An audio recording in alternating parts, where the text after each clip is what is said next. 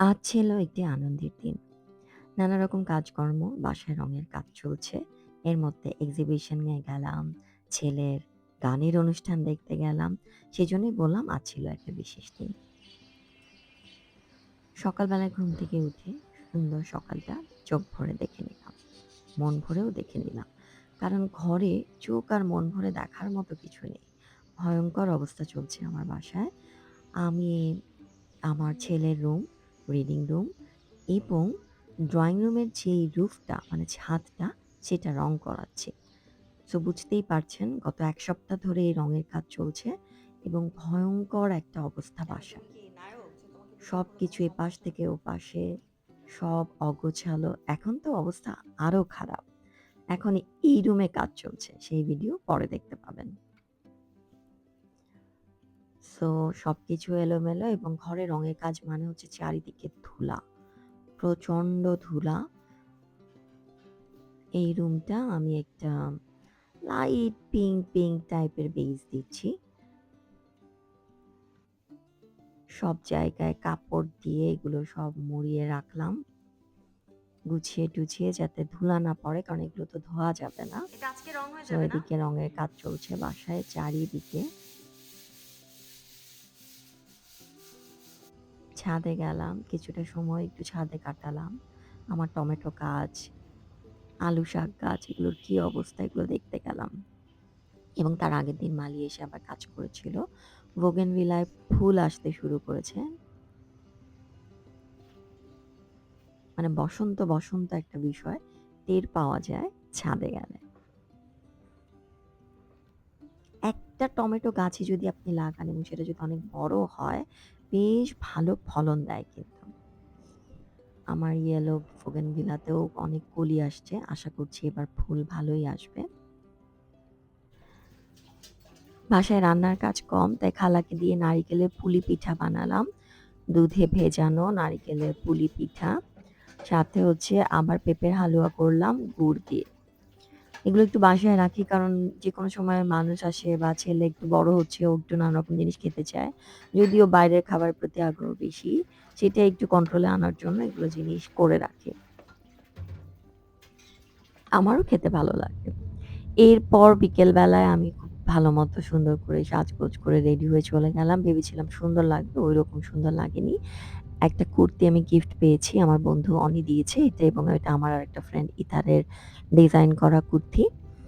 এই কুর্তিটা পরে চলে গেলাম ওদের স্কুলে। আম উত্তরণ ফাউন্ডার ডে গ্লেনরিচের, এবং অসাধারণ একটা সুন্দর প্রোগ্রাম বাচ্চারা করেছে। মানে এটার জন্য পুরো ক্রেডিট হচ্ছে প্রিন্সিপাল এবং হচ্ছে যেই টিচাররা অর্গানাইজ করেছে। যেমন গানের চমৎকার সিলেকশন, ঠিক তেমনি সিঙ্ক্রোনাইজেশন, ঠিক তেমনি লাইটের ডিজাইন, ঠিক তেমনি কোরিওগ্রাফি। অসম্ভব ভালো প্রোগ্রাম হয়েছে। আমি এত ভালো প্রোগ্রাম দীর্ঘদিন দেখিনি, এবং এই প্রোগ্রাম শেষে প্যারেন্টসদের মুখে যে একটা তৃপ্তির হাসি ছিল, সেটা দেখার মতো ছিল। মানে আমাদের দেশে তো সারাক্ষণ ক্রাইসিস চলছে, এবং এই জুলাইয়ের পর থেকে তো আমরা আসলে ভয়াবহ ক্রাইসিসের মধ্যে দিয়ে বাংলাদেশিরা দিন যাপন করছি। এবং যাদের হাসব্যান্ডরা ব্যাংকে আছে বা যারা ব্যাংকে চাকরি করেন, তারা প্রায় শুনতে পারবেন রিজার্ভের কথা, দেশে মুদ্রাস্ফীতির কথা, একটা পলিটিক্যাল পার্টি না আসলে বিজনেসের কি খারাপ অবস্থা হবে, এ ধরনের নানা রকম কথা। সেখানে এরকম একটা প্রোগ্রামে সবার এরকম একটা তৃপ্ত হাসি এত স্যাটিসফাইড করে নিজেকে, এত স্যাটিসফ্যাকশন দেয়। যাই হোক, প্রোগ্রাম শুরু হওয়ার আগে আমি বেশ অনেকটা আগে গিয়ে চলে গিয়েছিলাম। ৫টার থেকে কালচারাল ইভেন্ট ছিল। আমি চলে গিয়েছিলাম ৩:৩০টার দিকে। সো ওদের একটা এক্সিবিশন হচ্ছিল। এক্সিবিশনটা দেখলাম সব বাচ্চাদের হাতে আঁকা ছবি। অসম্ভব ভালো সুন্দর ছবি এঁকেছে। আমার ছেলেরও এখানে ছবি দেবার কথা ছিল, কারণ সে খুবই ভালো ছবি আঁকে। সেটা সে হাফ ডান করে রেখেছে। এগুলো নিয়ে আমি খুব বিরক্ত হই আমার ছেলের উপরে। এবং এই যে স্কাল্পচার, কি সুন্দর আর্ট ক্লাসে স্কাল্পচার করেছে। স্কুলটা আমার এই কারণে ভালো লাগে, এখানে নানা ধরনের আদার্স অ্যাক্টিভিটি আছে। অনেক প্যারেন্টস এগুলা নিয়ে খুশি হয় না। উল্টাপাল্টা অনেক কিছু নিয়ে খুশি হয় যে ভালো রেজাল্ট হেন-তেন হয়েছে। মানে ভালো রেজাল্টটাকে আমি উল্টাপাল্টা বলছি না। বলছি যে অনেক বেশি সমালোচনা করে। বাচ্চারা প্রেম করে, বাচ্চারা এই করলো, বাচ্চারা একটু ফাস্ট বেশি, বাচ্চারা একটু ওপেন কাপড় পরছে, বাচ্চারা একটু এই করছে। আরে ভাই বাচ্চারা করবেই। আর এটা ইংলিশ মিডিয়াম স্কুল। ওরা এভাবেই বড় হচ্ছে, ওরা একটু করবেই। এখানে আমি মানে আমি কিছু এখানে খারাপ দেখি না এবং আমি কখনোই দেখিনি আমি সবগুলো ইভেন্টে এখানে আসি প্রোগ্রামের। আমি কখনোই দেখিনি বাচ্চারা এখানে উল্টাপাল্টা কোনো বিহেভ করে। বাচ্চারা অনেক সোবার এবং বাচ্চারা খুবই ডিসেন্ট। আমি ওদের ক্যাফেতে চলে গেলাম। একটা কফি খেলাম। এটা খাওয়া ঠিক হয় নাই। কারণ কফি আমার একেবারেই সহ্য হয় না। এরপরে আমি বাইরে বেশ বসেছিলাম। বাচ্চাদেরকে দেখছিলাম। কেউ আবার ওদের ডান্স প্র্যাকটিস করছিল। কেউ আবার ছবি তুলছিল। এই আইডিয়াটা খুবই ভাল লাগলো যে একটা খাম্বার মধ্যে কি সুন্দর মোবাইলটাকে আটকে রেখে ছবি তোলার চেষ্টা করছে ওরা। আর এই স্কুলটাতে এয়ারপোর্টের রাস্তাটা এমন যে প্লেন এত নিচ দিয়ে যায় আপনি বসলেই দেখতে পারবেন। এরপরে চলে আসলাম উত্তরণে ফাউন্ডার ডে প্রোগ্রাম দেখতে। ৫টা বেজে গেছে। অসম্ভব ভালো একটা প্রোগ্রাম হয়েছে। মানে আমি স্কুলটা নিয়ে খুবই স্যাটিসফাইড এবং আমার ছেলে স্কুল যেতে পছন্দ করে। আগে সে যে স্কুলে পড়তো, সে স্কুলে সে যেতে মোটেও পছন্দ করত না। তো স্কুলে সে ভীষণ পছন্দ করে যেতে। শুরু হচ্ছে ইভেন্টস। এটা একটু আপনাদের দেখতে বোরিং লাগতে পারে কিন্তু এটা আমার অসম্ভব ভাল লাগে কারণ এটা আমার ছেলের প্রোগ্রাম এবং আমার ছেলে এখানে গান করেছে। এই যে অর্কেস্ট্রা কি যে সুন্দর বাচ্চারা বাজিয়েছে। এখানে একটা মেয়ে বাচ্চা আছে যে হচ্ছে ইলেকট্রিক্যাল গিটার বাজিয়েছে। এগুলো সব বাচ্চারা স্কুলে শিখেছে। মানে আমি আমি আসলেই খুবই মুগ্ধ এবং আমার অসম্ভব ভালো লেগেছে।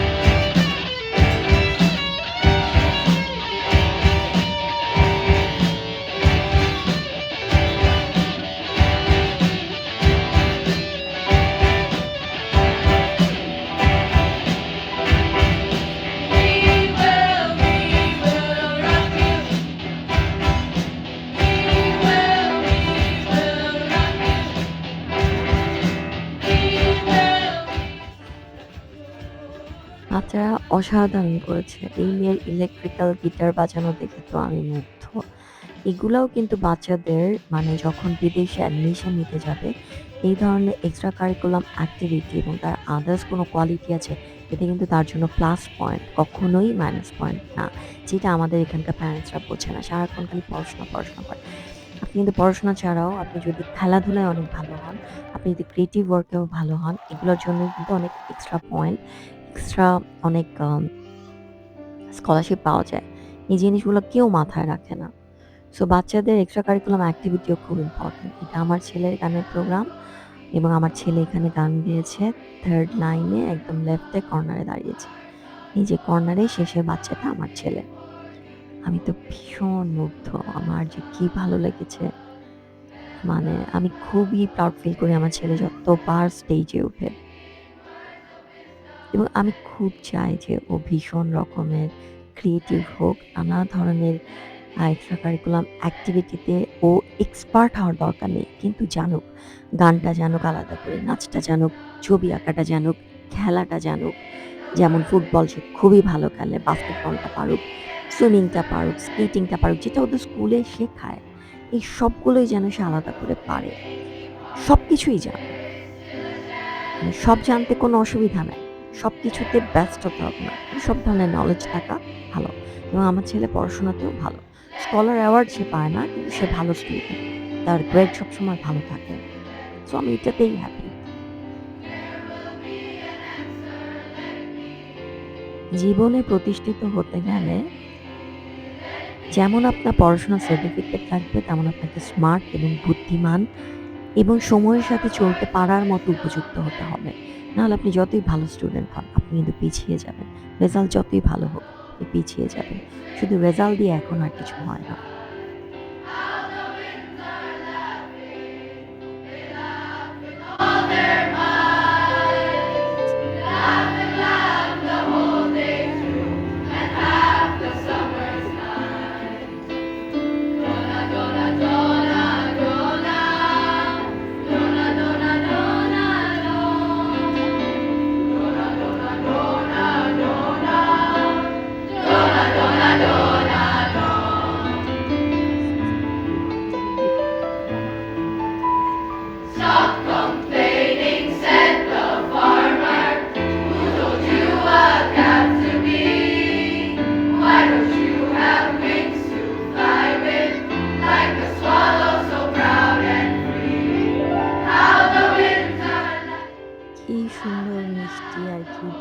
আমার ছেলের থেকে।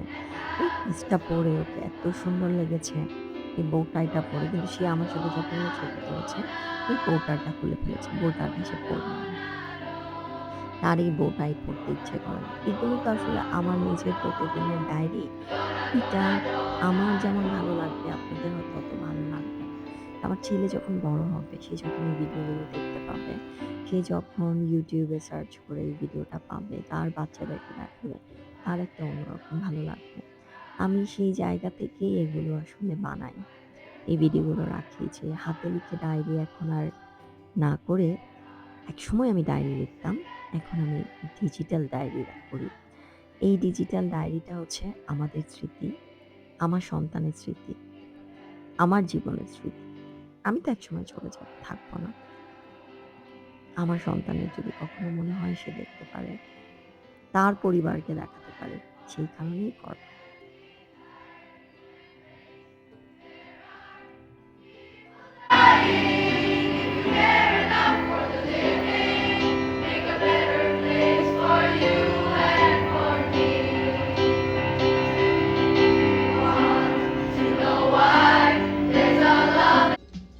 এরপর চমৎকার একটা পরিবেশনা হলো।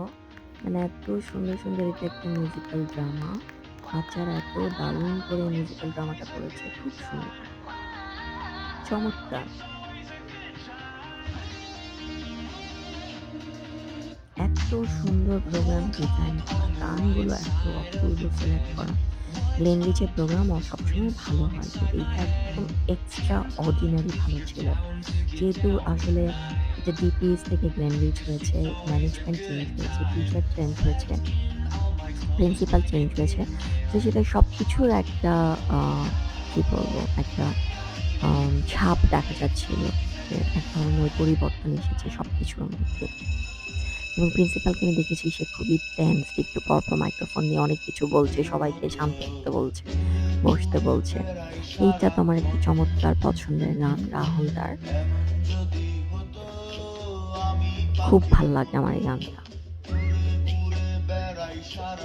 যেমন যদি হতো আমি পাখি উড়ে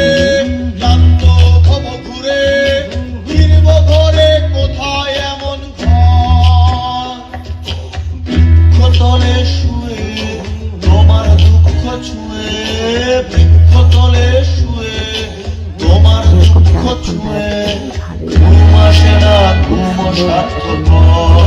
গানটা করেছে এবং সবচেয়ে বড় কথা সবগুলো আমি পাখির মতো কিন্তু খুব বুদ্ধি করে এটা বোঝা যায়। এমন যদি হতো আমি পাখির মতো উড়ে উড়ে বেড়াই সারাক্ষণ।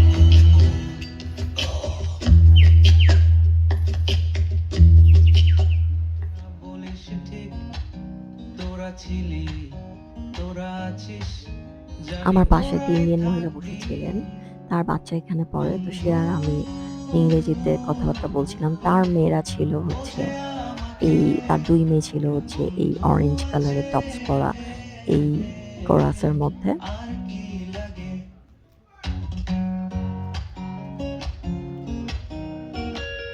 সবাই এক্সাইটেড, যখন যার বাচ্চা আসছে সে এক্সাইটেড, যাদের বাচ্চারা একটু পার্টিসিপেটও করেনি তারা যারা এসছে তারাও খুবই খুশি। মানে খুব সুন্দর একটা প্রোগ্রাম হচ্ছে আর এত প্রাণবন্ত ছিল। আর এই প্রোগ্রামে দুপাশে ২ জন বাচ্চা লাইভ পেইন্টিং করছিল। সেটাও আবার ফেসবুকে ওরা যে লাইভ করছিল সেখানে দেখা যাচ্ছিল। ওইটাও খুবই দারুণ একটা আইডিয়া যে যখন এখানে ব্রেক চলছে বা পর্দা টেনে দিচ্ছে তখন বাচ্চাদের ওই লাইভ পেইন্টিং এ দুই পাশে দুটো মেয়ে বাচ্চা লাইভ পেইন্টিং করছিল, তাদের ওই লাইভ পেইন্টিং এ ঢুকে যাচ্ছিল। সো কোনো ব্ল্যাক ফ্রেম ছিল না। আমরা যারা প্রোগ্রাম মেকিং করি বা আমি যেহেতু এই সেক্টরে কাজ করেছি, ডিরেকশনে কাজ করতাম, সেগুলো খুব ইম্পর্টেন্ট যে আপনার কোনো ব্ল্যাক ফ্রেম যাচ্ছে কিনা প্রোগ্রামের মধ্যে। এডিটিং এ বসে, বসে আমরা এটাই দেখতাম। প্রিভিউ করতাম যখন প্রোগ্রাম শেষ হয়ে যেত। পুরো এডিটিংটা হয়ে যাওয়ার পরে আমাদের চেক করতে হতো ২-৩ বার বসে, বসে যে মিউজিক-টিউজিক সবকিছু ঠিক আছে কিনা, অ্যাস্টন মানে নাম-টাম যাচ্ছে কিনা ঠিকমতো, গ্রাফিক্স ঠিকমতো বসেছে কিনা, সাথে এইটা কোনো ব্ল্যাক ফ্রেম আছে কিনা। সো এই প্রোগ্রামটাকে যদি আমি সেভাবে চিন্তা করি, এই প্রোগ্রামে কোথাও কোনো ব্ল্যাক ফ্রেম নেই। কারণ যখন এখানে পর্দা টেনে চেঞ্জিং এর কাজ হচ্ছিল ভিতরে, সেখানে তারা চলে গেছে লাইভে। যে লাইভে বাচ্চাদের ছবি আঁকা চলছিল। সো তারা পুরো একটা প্রোগ্রামকে একটা ডিজাইনে করেছে যেখানে কোনো ব্রেক নেই, কোনো কিছু নেই। মানে কেউ যদি দেখতে থাকে অনলাইনে, সে জানি বোর না ফিল করে যে এখন কিছুক্ষণের বিরতি এরকম একটা কোনো প্ল্যাকার্ড দিয়ে দেওয়া হলো না। তখন বাচ্চাদের ছবি আঁকা চলছিল, 2 বাচ্চার। তো লাস্টে একটা ফোক গান।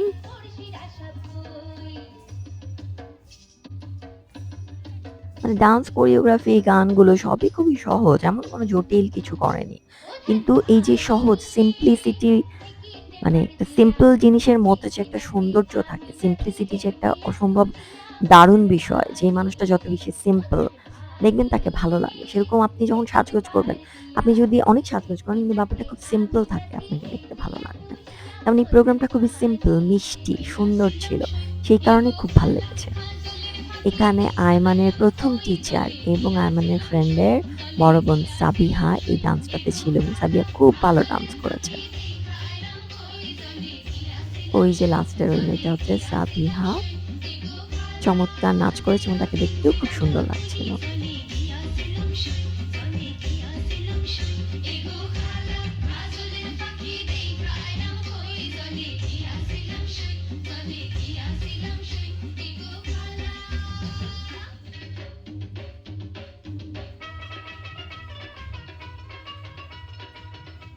এবং আমার ছেলে আমাকে একটা কথা বলেছে, সেটা হচ্ছে এইবার প্রোগ্রাম করে আমি এত কনফিডেন্ট ফিল করেছি।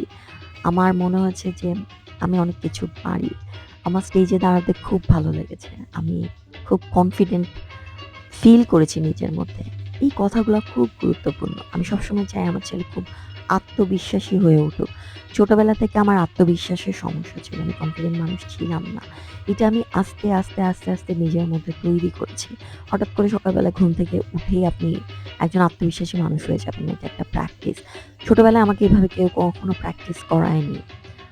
আ আমি যেহেতু নানারকম ক্রাইসিস এ বড় হয়েছি, সো আমার মধ্যে ওই আত্মবিশ্বাসের জায়গাটা ছিল না। কিন্তু বাচ্চাদেরকে যদি আপনি পুশ করেন, ওরা যদি অনেক ক্রিয়েটিভ অ্যাক্টিভিটির মধ্যে থাকে, ওরা যদি অনেক কিছুতে পার্টিসিপেট করে, স্টেজে উঠে সবার সামনে দাঁড়িয়ে কথা বলতে শেখে, ম্যানার্স শেখে, সেই বাচ্চা আত্মবিশ্বাসী হয়ে উঠবে।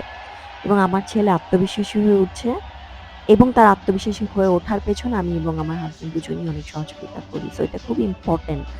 এবং সে যেটা ফিল করেছে, এইটা আমার কাছে খুব গুরুত্বপূর্ণ লেগেছে এবং লাস্টের এইটা তো অসাধারণ ছিল।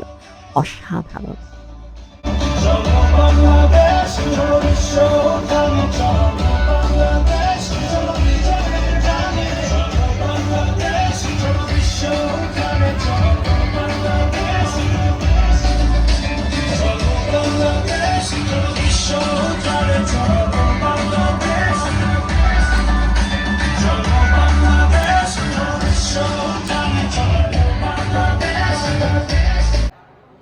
সবাই মেতে উঠেছিল এবং প্যারেন্টসদের মুখে যে কি একটা তৃপ্তির হাসি, মানুষের মুখে কি একটা তৃপ্তির হাসি, তৃপ্তির হাসি এতগুলো মানুষের মধ্যে অনেকদিন পরে দেখলাম।